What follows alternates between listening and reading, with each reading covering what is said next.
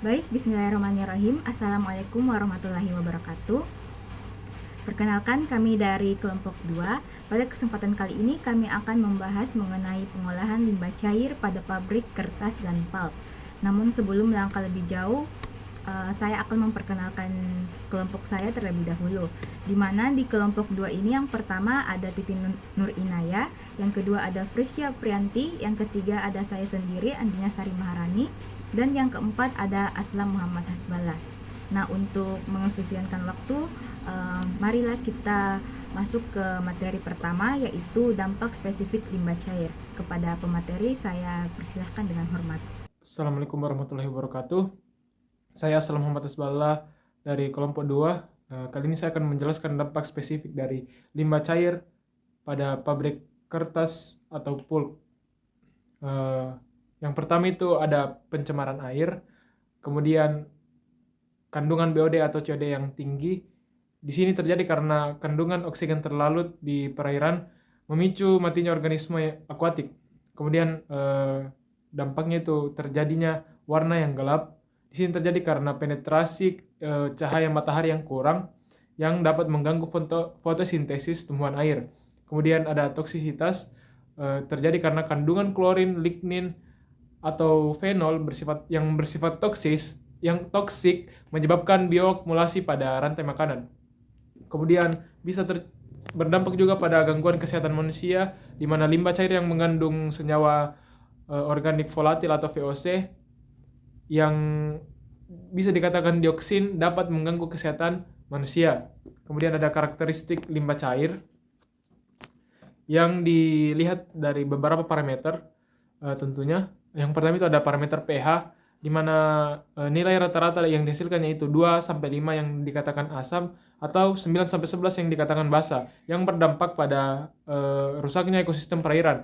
Kemudian ada parameter BOD yang nilai yang dihasilkannya itu 300 sampai 1500 ppm, di mana berdampak pada oksigen terlarut di perairan. Kemudian parameter COD dengan nilai 1000 sampai 4000 ppm, di mana berdampak pada indikasi tingginya bahan organik yang sulit diurai. Kemudian ada parameter lignin dengan nilai 500 sampai 300 ppm yang menyebabkan warna yang gelap atau bisa terjadi limbah yang beracun. Kemudian ada parameter fenol dengan nilai 0,5 sampai 5 ppm yang berdampak pada sifat toksisnya untuk biota air. Kemudian ada tahapan pengolahan limbah cair ini. Yang pertama itu dilakukan pretreatment dengan dilakukannya 2 tahap. Tahap yang pertama itu ada screening dengan memisahkan partikel besar seperti serat, kayu, atau plastik dari si limbah. Kemudian ada yang kedua itu ada equalization tank dengan menstabilkan debit atau sifat limbah cair sebelum tahap berikutnya.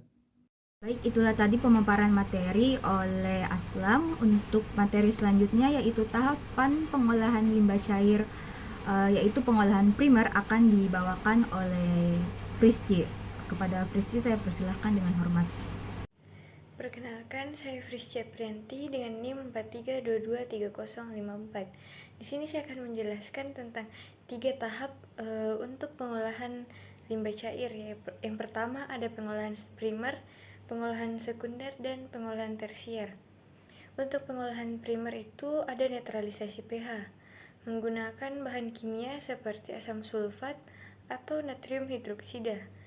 Ini bertujuan untuk menyeimbangkan pH limbah ke kisaran 6,5 sampai 8. Contohnya, misalnya volume limbahnya itu 100 meter kubik dan pH awalnya 3 dan target pH-nya itu 7.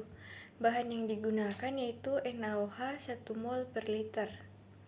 Kemudian untuk koagulasi dan flokasi itu menambahkan koagulan seperti tawas atau PAC untuk menggumpalkan partikel tersuspensi. Ini dilakukan pengadukan lambat agar partikel membentuk flok yang mudah mengendap. Kemudian untuk sedimentasi, proses untuk memisahkan padatan tersuspensi dari air limbah dengan cara pengendapan.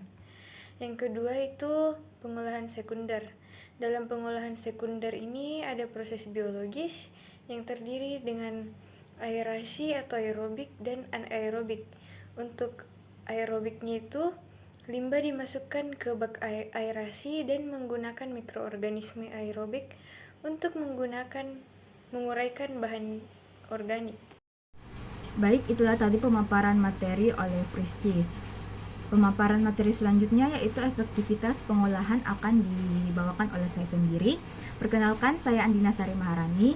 Nah, pada materi selanjutnya itu ada efektivitas pengolahan, di mana pada efektivitas pengolahan ini kami membawa 3 aspek. Yang pertama ada netralisasi, di mana netralisasi itu adalah suatu proses yang dilakukan untuk menstabilkan pH hingga 6,5 sampai 8 sehingga limbah yang akan dikeluarkan ke lingkungan itu aman.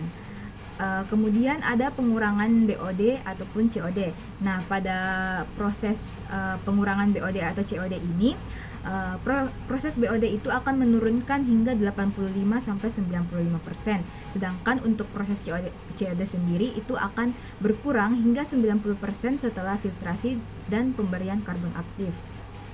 Kemudian selanjutnya ada pewarnaan dan toksisitas, di mana pada proses pengolahan limbah ini, proses populasi dan karbon aktif efektif untuk mengurangi warna dan toksisitas lebih dari 95%. Jadi dari sini kita bisa melihat bahwa efektivitas dari pengolahan untuk limbah cair pada pabrik kertas dan pulp itu sangat efektif, di mana efektivitasnya itu lebih dari 80%.